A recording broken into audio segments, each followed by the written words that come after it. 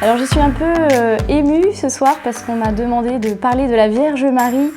Alors s'il y a bien une personne qui est vraiment incroyable, extraordinaire, la créature la plus belle, la plus parfaite, c'est bien la Vierge Marie. Donc je me sens vraiment indigne de parler d'elle. Je vous dis vraiment franchement les choses. Je me sens toute petite. J'ai un peu l'impression d'être comme Jean-Baptiste qui doit baptiser Jésus et qui dit « Je ne suis pas digne de dénouer la courroie de ses sandales ». J'ai un peu l'impression d'être... Voilà, comme Marie, quand elle reçoit la visite de l'ange, elle est toute effrayée, c'est un peu la même chose. Je me dis, waouh, parler de la Vierge Marie, mais quelle... Alors je prie que l'Esprit Saint me donne un rayon de sa lumière pour que je puisse parler d'elle en mots choisis, pour que je ne dénature pas qui elle est, tellement elle est incroyable.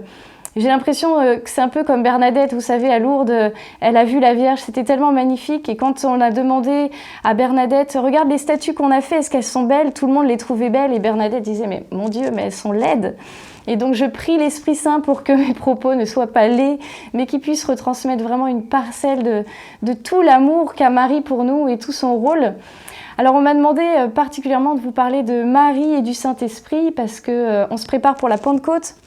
Et puis ça peut paraître un peu étonnant, pourquoi on va parler de Marie en tout premier dans ce parcours de préparation, quel est le rapport entre Marie, le Saint-Esprit, pourquoi avoir choisi ce thème en premier?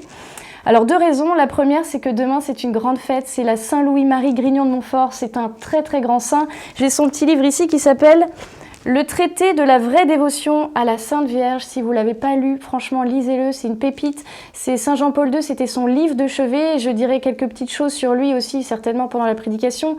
Quelques images qu'il a données sur la Vierge Marie, c'est absolument incroyable. C'est vraiment un saint pour notre époque. C'est un saint de la fin du XVIIe, début du XVIIIe, mais c'est un saint pour notre temps. Il a prophétisé aussi pour les saints des derniers temps. Il a parlé de la Vierge Marie, c'est incroyable. Donc je vous invite à lire ce livre. Mais je ne suis pas là pour faire un coup de pub, je suis là pour vous parler de celle que les anges vénèrent, celle que finalement qui est couronnée au ciel, que toutes les générations diront bienheureuse, celle qui est louée finalement d'âge en âge, comme nous dit l'Écriture. Et donc je vous parle de la Vierge Marie. Alors j'avais tout simplement à cœur de vous dire que la deuxième raison, c'est pourquoi je parle de Marie et du Saint-Esprit dans ce parcours de Pentecôte, c'est que vous savez, Marie et le Saint-Esprit, ils sont tellement unis qu'on ne peut pas les séparer. Vous savez, à ce moment, c'est dans Luc chapitre 1, quand Marie est recouverte, ça nous a raconté, ne t'inquiète pas Marie, tu seras recouverte de l'ombre du Saint-Esprit, la puissance du Saint-Esprit viendra sur toi. Et quand vous voyez ça, vous voyez que Marie vraiment devient l'épouse du Saint-Esprit, elle va porter en son sein le Christ, l'incarnation. Et quand vous voyez que Marie est cette épouse du Saint-Esprit, tout de suite, il y a ce verset qui nous vient à cœur, ce que Dieu a uni, que l'homme ne le sépare pas. Alors souvent on utilise ce terme pour des mariés religieusement, mais bien sûr qu'on peut utiliser ce terme pour Marie et le Saint-Esprit, ce que Dieu a uni, je vous en supplie, ne le séparons pas. Alors en priant Marie, nous ne sommes pas loin de Dieu, nous ne sommes pas déconnectés à Dieu, nous ne sommes pas complètement fous, idolâtres comme on peut l'entendre, au contraire, nous sommes unis au Saint-Esprit d'une puissance qui est sans pareil, c'est une grâce sans pareil qui est donnée. Alors vraiment accueillons Marie dans notre vie parce qu'elle fait qu'un avec le Saint-Esprit. Vous savez, je réfléchissais au Saint-Esprit dans mon chapelet hier et je me disais pourquoi est-ce qu'il est représenté comme une colombe? Parce que bien sûr, il y a eu ce passage où Jésus est baptisé et on voit que l'Esprit Saint se manifeste comme une colombe, c'est une des figures du Saint-Esprit. Et vraiment, ça me touchait cette image. Pourquoi cet oiseau-là? Pourquoi, etc. Et en fait, j'ai repensé d'un seul coup à deux épisodes. J'ai repensé à cet épisode avec Noé, où vous avez Noé qui envoie un corbeau et puis une colombe. Il envoie une colombe qui va voir s'il y a la terre ferme quelque part et qui, au bout d'un moment, ramène un rameau. Eh bien, nous aussi, le Saint-Esprit est là pour nous guider. Il est là aussi pour nous montrer quand notre vie, elle est un peu dans des flots un peu tortueux. C'est pas facile. Parfois, on a l'impression que c'est le déluge dans nos vies. Là, en ce moment, on est confinés. Alors, je dis pas qu'on a des animaux avec nous. Hein, on n'est pas comme dans l'arche, mais parfois, c'est un peu ça quand même. On se sent, c'est pas facile, c'est agité de tous côtés et on se dit, waouh, c'est dur. Et le Saint-Esprit est là pour nous indiquer la route et nous dire ne t'inquiète pas, la terre ferme va revenir, le déconfinement va arriver. Voilà, beaucoup de grâce et c'est lui qui nous montre le chemin, c'est lui qui vient nous avertir. Et donc cette image de la colombe pour le Saint-Esprit, elle est très forte, c'est lui qui va nous ramener vraiment sur la terre ferme. Mais vous savez aussi qu'il y a ce passage dans le Cantique des Cantiques qui vraiment fait penser à la Vierge Marie, qui dit « Ma colombe, ma parfaite, cachée au creux du rocher ». Et donc vraiment c'est celle aussi, Marie, dans la Bible dont on sait peu de choses finalement. C'est celle qui a été préservée, cachée un peu des regards et qui pourtant a accompagné Jésus de manière si importante du début jusqu'à la fin et même à la Pentecôte. La Vierge Marie est là. Alors prenons le temps, si Marie est représentée comme une colombe aussi dans cet Ancien Testament, comme le Saint-Esprit, c'est pas pour rien, c'est parce qu'ils sont unis. Voilà, et c'est ce petit couple de colombes, cette pureté ineffable, c'est eux qui viennent nous apporter la paix. Et vous savez, c'est Saint Louis-Marie Grignion de Montfort qui nous disait dans ce petit traité magnifique, il nous disait que quand le Saint-Esprit, vous l'imaginez un peu comme une colombe, il voit Marie dans une âme, parce que quand vous priez Marie, Marie est là, elle est présente en vous, elle est là vraiment comme une maman. Quand le Saint-Esprit, comme s'il il planait, comme au début de la création, au-dessus des eaux, quand il plane au-dessus de nous et qu'il voit Marie dans notre âme, bien sûr le Saint-Esprit est en nous, mais il y a aussi des effusions particulières du Saint-Esprit, et quand il plane et qu'il voit la présence de la Vierge Marie, il y court, il y vole. Et donc, quand on a la Vierge Marie, non seulement on nous retire pas quelque chose, mais on a une effusion particulière du Saint-Esprit, on a une plénitude vraiment du Saint-Esprit en nous.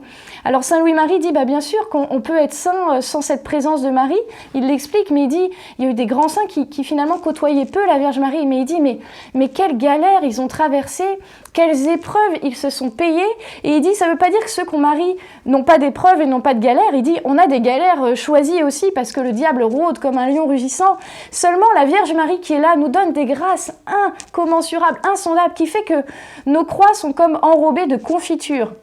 Alors voilà, c'est plus facile à avaler tout simplement. Il donne un peu cette image, c'est comme une noix qui est verte. Si vous la mangez comme ça, vous la croquez, c'est super amer. On a envie de recracher la croix, on a envie de recracher l'épreuve.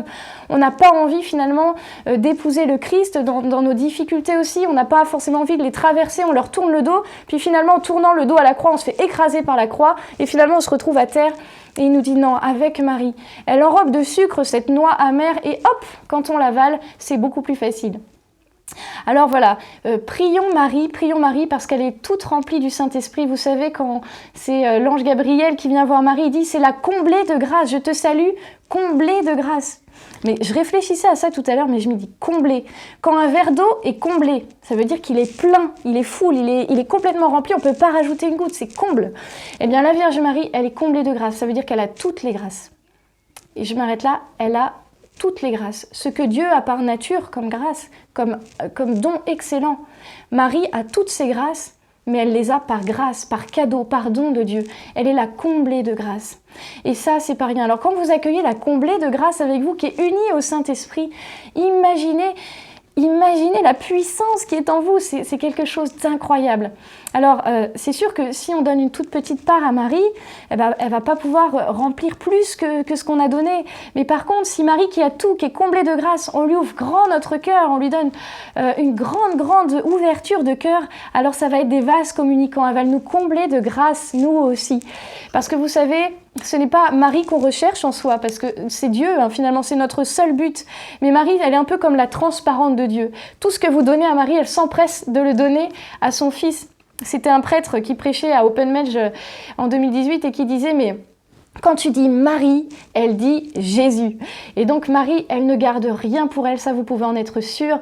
Et vous savez, on se dit, mais alors pourquoi passer par Marie? On peut très bien passer par Dieu tout seul, on n'aurait pas forcément besoin de Marie. Mais imaginez-nous qui sommes si imparfaits. Nous qui sommes si sales, qui sommes si impurs, on ne peut pas se voiler la face. On est des grands pécheurs. On est vraiment des grands pécheurs. Quel que soit notre état de vie, notre situation, on est des grands pécheurs. Parce que parfois, ce que nous, on appelle normal, parfois aussi, il y a des choses qui sont péchées. Donc, on a besoin que le Seigneur nous ouvre les yeux. Eh bien, nous qui sommes des grands pécheurs, quand on s'adresse à Dieu, bon, c'est beau, on fait nos prières et le Seigneur est touché, parce que il a que faire de nos misères. Mais quand vous donnez cette prière qui est mal formulée, vos demandes qui ne sont pas toujours bonnes, etc., vous les donnez à la Vierge Marie. Mais qu'est-ce qu'elle va faire, la Vierge Marie? Elle aussi, qui était une créature comme nous, qui était sur terre, qu'on peut visualiser. Eh bien, elle va les apporter sur un plateau d'or, nous dit Saint Louis-Marie Grignion de Montfort. Et quand c'est présenté à Dieu, peut-être que l'offrande, elle est pas si belle que ça. C'est une petite pomme sur un plateau d'or, c'est pas forcément beau ce qu'on a présenté. Mais c'est mis sur un plateau d'or et surtout, c'est offert par Marie. Donc tout de suite, ce présent a une valeur inestimable que rien d'autre ne peut lui donner. Donc on a tout intérêt à passer par la Vierge Marie parce que C'est voilà, c'est de l'ordre de la grâce. Vous savez, le Seigneur, il est venu sur terre dans l'humilité la plus totale, dans une crèche sale où il y avait des animaux, c'était poussiéreux. Il est venu par la très sainte Vierge Marie. Et tout ça s'est fait dans l'humilité, le secret, c'était vraiment caché. Les démons n'ont rien compris à ce qui se passait là, du mystère du salut, c'était incroyable. Les hommes n'ont rien compris. Depuis le début, il a été rejeté, il n'y a même pas de place pour eux à l'autel. Et bien, de la même manière que Jésus est venu humblement par la Vierge Marie, et bien Saint Louis-Marie nous dit que, quand Jésus va revenir dans la gloire, il va se faire aussi annoncer, il va venir aussi par la Vierge Marie, mais cette fois de manière glorieuse. Et c'est vrai que plus on avance et plus on voit que les apparition de la Vierge Marie, où elle est glorieuse, où elle est magnifique, elle est resplendissante, se font à travers le monde. On ne peut pas nier ce nombre d'apparitions. Parfois, il y a des gens qui disent « mais ces apparitions, ça sert à quoi ?» C'est vrai qu'on a tout dans la Bible, mais ça sert à quoi? Mais Marie ne cesse de nous répéter ce que dit son Fils dans la Bible parce que nous sommes durs d'oreilles, nous sommes bouchés, nous ne voulons pas entendre. Alors dans ces apparitions, la Vierge Marie veut nous réveiller. Et ça aussi, c'est un rôle que le Saint-Esprit lui donne. Ce Saint-Esprit qui planait sur le monde à la création, la Vierge Marie vient maintenant pour apporter la parole de Dieu qu'on a oubliée, qui est dans un coin poussiéreux, qu'on n'ose plus ouvrir, qui est dans nos placards. La Vierge Marie vient la proclamer, la révéler, elle qui connaissait les Écritures, elle qui a écouté de ses propres oreilles son propre Fils et qui retenait tout cela dans son cœur. Elle vient toute remplie du Saint-Esprit nous dire les paroles de son Fils et supplier ce monde d'entendre la voix de son Fils. Et vous savez, dans toutes ces apparitions, c'est toujours la même chose que Marie demande. Quand vous voyez à Fatima, quand elle est apparue, que vous voyez à Lourdes, à Pontmain, partout, que sais-je, le nombre d'apparitions, la Vierge nous invite à la conversion, à changer nos cœurs. Elle nous invite à faire pénitence pour nous, mais aussi pour les pécheurs, pour ceux qui ne connaissent pas. Et elle avait dit à Fatima, c'était en 1917, donc il y avait déjà eu la Première Guerre mondiale, elle avait dit, mais si le monde prie, on échappera à une deuxième guerre qui risque d'arriver. Elle avait prévenu le monde. On aurait vraiment pu éviter cette Seconde Guerre mondiale. Elle avait dit, si le monde prie un chapelet quotidien, vous aurez la paix. Et malheureusement, nous n'avons pas entendu. Elle a demandé aussi que la Russie soit consacrée à son cœur. Et on voit aujourd'hui tout ce que le communisme a apporté partout, toutes ces erreurs. La Vierge Marie nous prévient parce que c'est une maman. Une maman, elle a soif du soin de ses enfants. Marie qui recherche Jésus quand il a fugué, entre guillemets, poussé par l'esprit, bien sûr, parce que son acte de partir pendant 3 jours est prophétique. Il annonce la mort et la résurrection, il annonce ces 3 jours de ténèbres et ensuite il réapparaît. Bon, ça c'est une autre question, mais imaginez l'angoisse de Marie quand elle a cherché Jésus. Elle avait vraiment son fils bien-aimé qui disparaît, que Dieu lui a confié. Eh bien, cette même angoisse de mère, Marie l'a pour chacun d'entre nous. Marie nous recherche avec angoisse. Elle veut nous ramener à son fils. Et c'est pour ça que dans certaines apparitions, elle pleure à la Salette, par exemple. Elle pleurait. Elle est inconsolable. Parce que Marie est en angoisse pour nous. Et tant que nous ne serons pas tout près d'elle, dans son manteau, elle pleure. Et ça, c'est une réalité. Ça me fait penser aussi à Pontmain. Vous savez, à Pontmain, quand elle est apparue à ses enfants, il y avait des chants, des prières et la Vierge Marie souriait. Puis à un moment donné, il y a eu du bavardage, la prière a arrêté parce que ça durait peut-être, c'était un peu long. Et il y a eu des bavardages, etc. Et la Vierge Marie, les enfants disent, elle est rentrée en humilité. C'était un peu de l'argot, c'était pour dire qu'elle était triste. Elle était triste. Et du coup, quand ils ont dit ça, tout le monde s'est remis à prier et elle s'est remise à sourire. Alors Marie nous enseigne aussi de ne pas perdre notre temps dans des choses futiles. Combien de temps on passe devant la télévision? Combien de temps on passe à se dire des méchancetés alors que le Seigneur, le ciel est là, présent au milieu de nous. Et le Seigneur attend de nous que nous transformions nos cœurs. Alors bien sûr, par nous-mêmes, on en est incapable. Je vous rassure tout de suite, moi la première. On est absolument incapable de faire le bien. C'est ce que dit saint Paul, le bien que je veux faire, j'arrive pas à le faire. Et puis le mal que je veux pas faire, je le fais. Bingo. Le Saint-Esprit est là, parce que saint Paul, il continue, souvent on s'arrête sur ces propos de saint Paul, et puis on dit, voilà, de toute façon c'est impossible, c'est dur. Mais saint Paul, il continue, et il nous explique qu'avec la grâce du Saint-Esprit, maintenant ça devient possible. J'arrive à résister aussi à mes passions, à mes tentations. Ça veut pas dire que je tombe pas, parce que j'ai ma nature pécheresse aussi qui est en moi, et qui me pousse à pécher. J'ai les tentations du diable qui sans cesse viennent à moi, et donc c'est pas facile.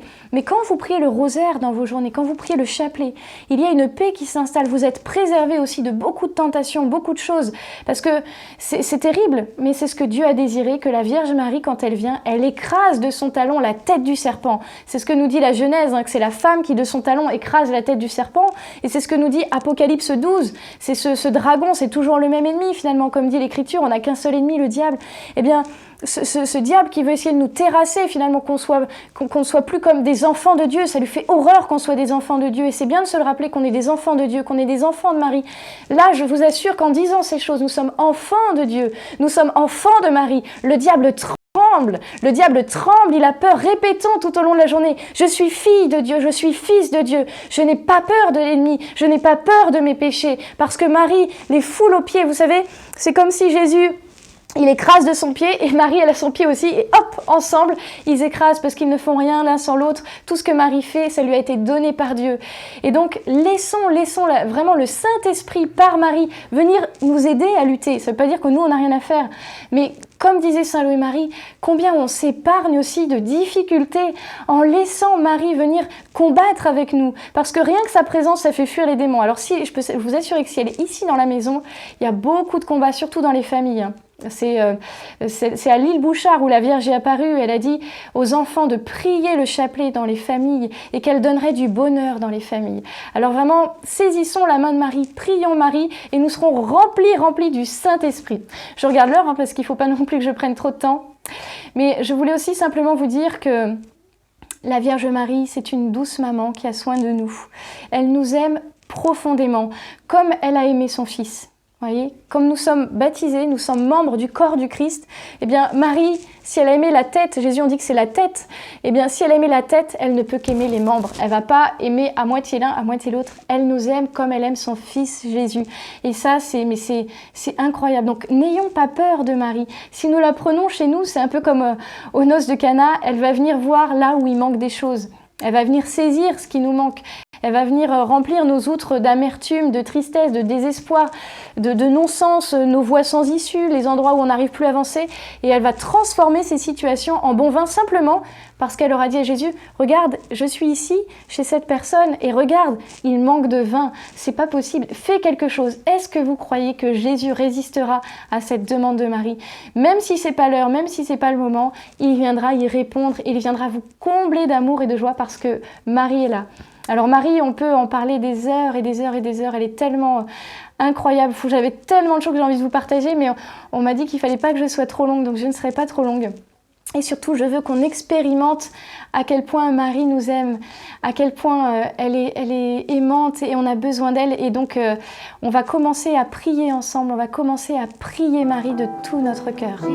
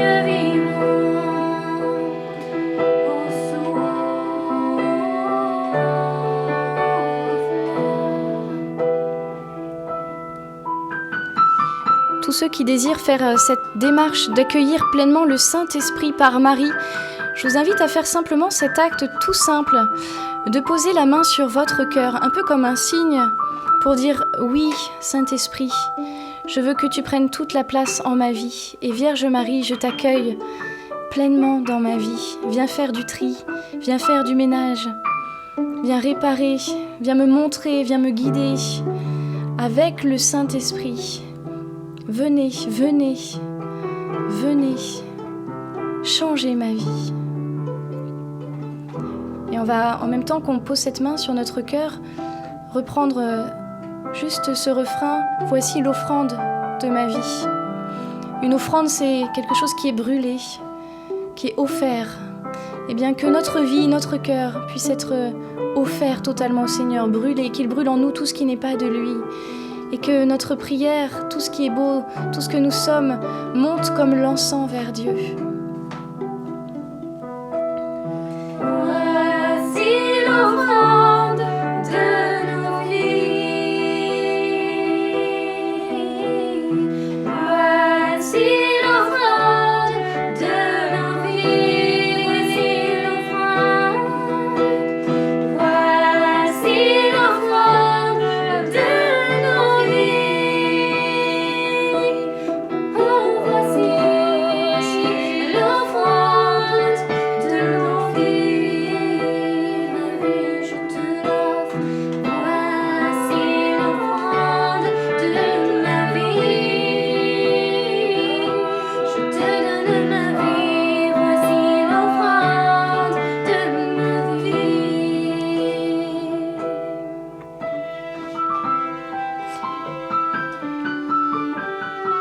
Je voyais vraiment la Vierge Marie intercéder pour chacun d'entre nous d'une manière toute particulière et pour nos intentions, nos familles, d'une manière toute particulière.